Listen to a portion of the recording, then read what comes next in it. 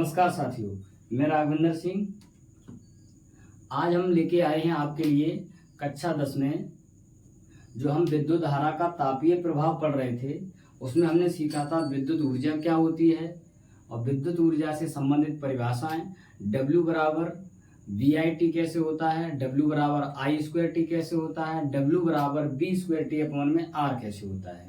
जब हम विद्युत ऊर्जा का मान विभवांतर और धारा के पदों में निकालते हैं, जब विद्युत ऊर्जा का मान विभवांतर और प्रतिरोध के पदों में निकालते हैं, जब विद्युत ऊर्जा का मान विभवांतर और धारा के पदों में निकालते हैं, तो उनके लिए हमने वहाँ पर फॉर्मूला सीखे थे। आइए उसी के आगे का टॉपिक है जिसका नाम है चालक में उत्पन्न ऊष्मा की माप। अब जब इलेक्ट्रॉन चालक में एक जगह से दूसरी जगह जाएंगे तो वो क्या होंगे, परमाणुओं से टकराएंगे, जिसके कारण परमाणु गति करेंगे। जब परमाणु गति करेंगे तो उनसे क्या हो जाएगा, चालक में, किसी चालक में जो ऊष्मा उत्पन्न होगी या गति करने से जो ऊर्जा उत्पन्न होगी, वही ऊर्जा आपकी ऊष्मा के रूप में परिवर्तित हो जाएगी। और जब ऊष्मा के रूप में वो परिवर्तित हो जाएगी तो उसकी हम माप कैसे करेंगे, आइए उसके बारे में हम सीखेंगे। तो यहाँ पर देखेंगे, अगर हम बात करें, मान लें, हम मान के चल रहे हैं, माना चालक का प्रतिरोध R है। जो चालक हमने जो लिया है उसका प्रतिरोध क्या है, R है। अब चालक के सिरों का जो विभवांतर है तो हम लिख सकते हैं क्या, कि सिरों का, चालक जो है तो लिख सकते हैं चालक के सिरों का विभवांतर बराबर क्या है, V है। जब विभवांतर V है तो उसी चालक में हम क्या करेंगे, धारा I को T समय तक प्रवाहित करें। तो हम लिख सकते हैं क्या, चालक में धारा T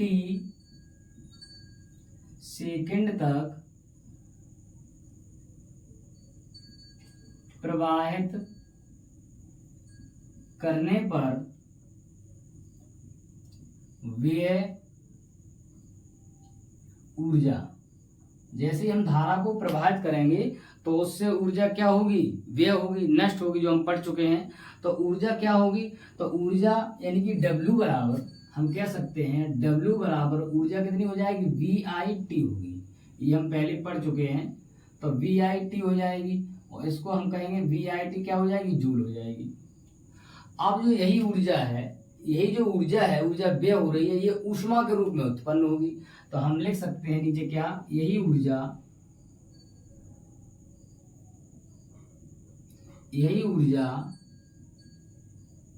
ऊष्मा के रूप में क्या होगी, उत्पन्न होती है। अब बात आती है, ऊर्जा जो है जूल में हम लिखते हैं, जबकि ऊष्मा को हम कैलोरी में मापा जाता है। तो हम लिख सकते हैं ऊष्मा की माप काय में होती है, कैलोरी में होती है। तो नीचे हम क्या लिखेंगे, ऊष्मा की माप, अच्छा ऊष्मा की माप तो कैलोरी में की जाती है, तो फिर कैसे आंसर आएगा, तो फिर हम निकालेंगे कि हमें पता है क्या, कि 1 कैलोरी बराबर 4.2 जूल के होता है। अगर हम यहाँ से 1 जूल निकालेंगे तो 1 जूल बराबर 1/4.2 कैलोरी आ जाएगा। क्या आ जाएगा, कैलोरी आ जाएगा। और जब कैलोरी आ जाएगा तो यहाँ पर 1 जूल, इसी हिसाब से हम W जूल निकालें, तो यहाँ पर हम W जूल निकालेंगे तो हो जाएगा W अपॉन में 4.2 कैलोरी, ये ऊष्मा आ जाएगी। लेकिन बात यह है कि उस चालक में हम T सेकंड में अगर हम क्या निकालेंगे ऊष्मा, तो हम लिख सकते हैं क्या, हम लिखेंगे चालक में T सेकंड में क्या होगी, उत्पन्न।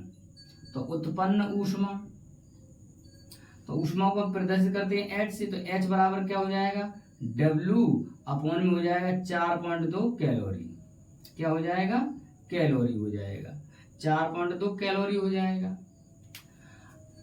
अगर हम अब बात करेंगे समीकरण नंबर 1 से, अब हम बात करेंगे समीकरण नंबर 1 से, तो समीकरण 1 से हमने क्या देखा है, अगर इसको हम समीकरण नंबर 1 मान लें तो यहाँ पर हम लिख सकते हैं क्या कि समीकरण 1 से तो H बराबर क्या हो जाएगा, W का मान रख देंगे तो मेरे पास में हो जाएगा VIT अपॉन में हो जाएगा 4.2, यहाँ पर हम क्या लिखेंगे उसे कैलोरी, क्या लिखेंगे हम कैलोरी। पहला फॉर्मूला ये आया हमारा ऊष्मा का।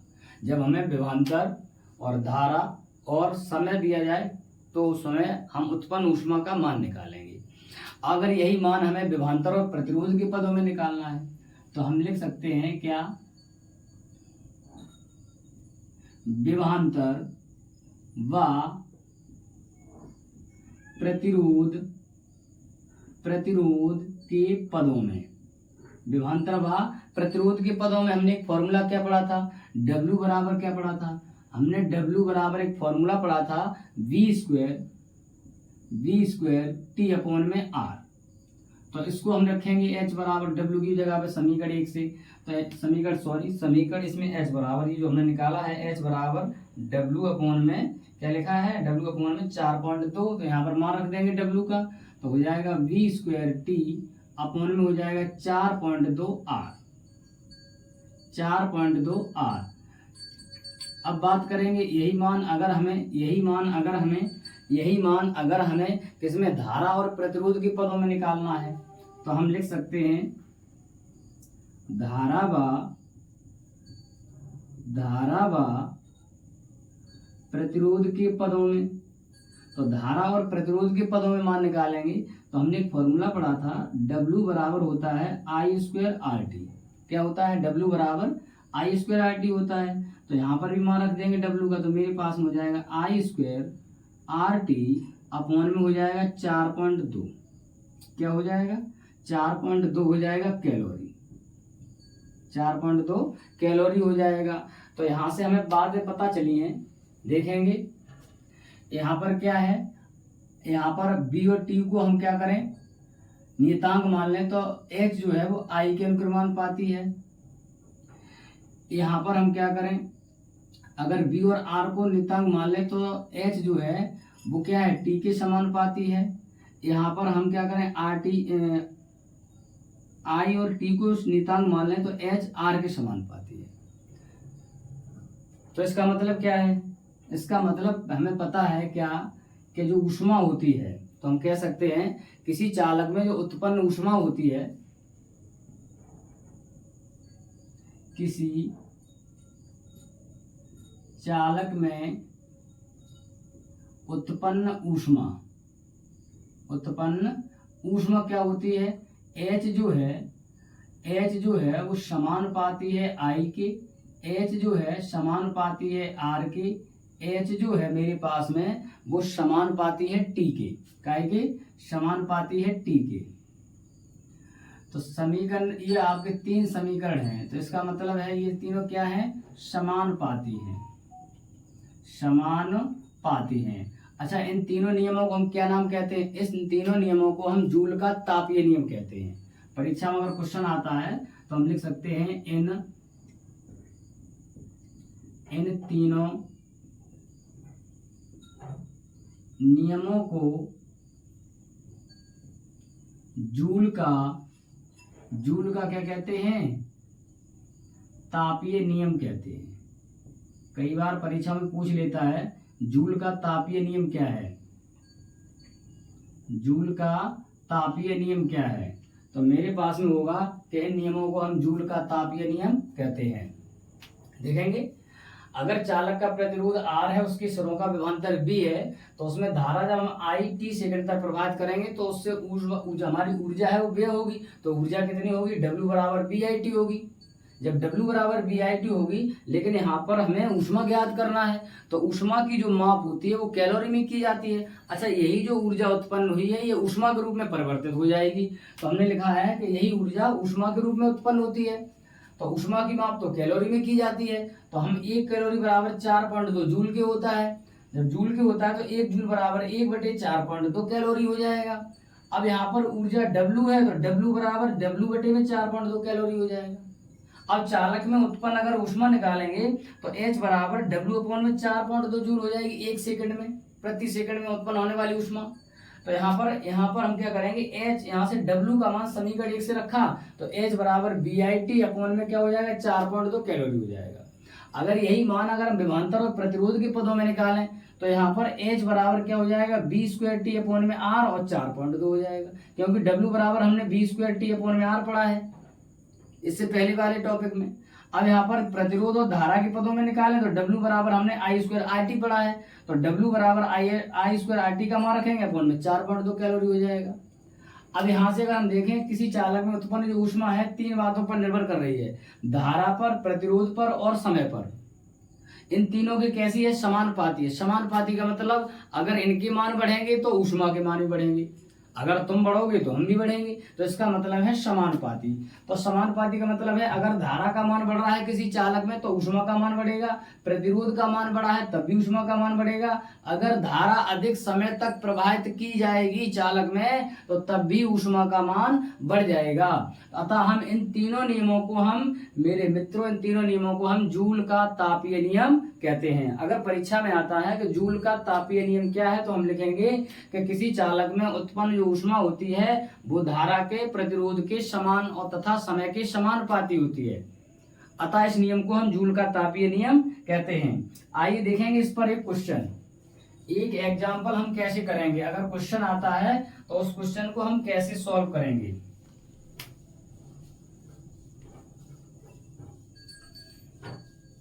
माना कि मेरे पास में एक क्वेश्चन है, जैसे आपको क्वेश्चन दिया गया है 4.2 वोल्ट का बल्ब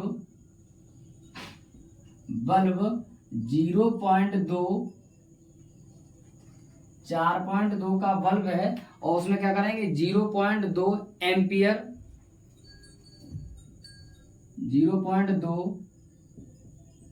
एम्पियर धारा प्रवाहित करने पर उत्पन्न ऊष्मा की प्रवाहित करने पर प्रति सेकंड में लिखेंगे यहाँ पर क्या, प्रति सेकंड में उत्पन्न ऊष्मा की माप बताओ। ये क्वेश्चन आया, उत्पन्न ऊष्मा की माप बताओ, तो हम कैसे निकालेंगे देखें। तो हमें देखो सबसे पहले क्वेश्चन में क्या दिया है, हमें दिया है V बराबर कितना है 4.2 है, I बराबर कितना है 0.5 है, T बराबर कितना है, प्रति सेकंड की बात कर रहा है तो T बराबर 1 है, 4.2 वोल्ट है, यहाँ पर 0.5 एम्पियर है और 1 सेकंड हमें दिया गया है समय। तो हमने उत्पन्न ऊष्मा का मान पढ़ा है H बराबर क्या पढ़ा है VIT अपॉन में पढ़ा है 4.2। जब हम देखेंगे तो H बराबर मेरे पास कितना हो जाएगा 4.2, V का मान, धारा का मान कितना है 0.5 एम्पियर है, 0.5 एम्पियर है और साथ साथ में क्या है समय बराबर 1 दिया गया है अपॉन में जो मेरे पास में कितना है 4.2 है। अच्छा, विद्युत बल्ब जो है वो 4.2 वोल्ट का है, तो यहाँ पर क्या करेंगे हम 4.2 से 4.2 कैंसिल हो जाएगा, तो H बराबर अगर निकालेंगे तो इसका इसमें गुणा कर देंगे तो 0.5 क्या हो जाएगी ऊष्मा कैलोरी। तो ये ऊष्मा हमारे किससे, बल्ब से निकलने वाली जो ऊष्मा है प्रति सेकंड में, बल्ब से निकलने वाली जो ऊष्मा है तो 0.5 कैलोरी होती है। इस तरीके से हम ऐसे क्वेश्चनों को सॉल्व करेंगे। आशा करते हैं आपको वीडियो पसंद लगी होगी। आगे से हम ऐसी वीडियो आपके लिए लाते रहेंगे, जिसके लिए आपको हमारा YouTube पर चैनल है गोगाजी स्टडी क्लास, उसको सब्सक्राइब करें तथा ये वीडियो ज़्यादा से ज़्यादा शेयर करें।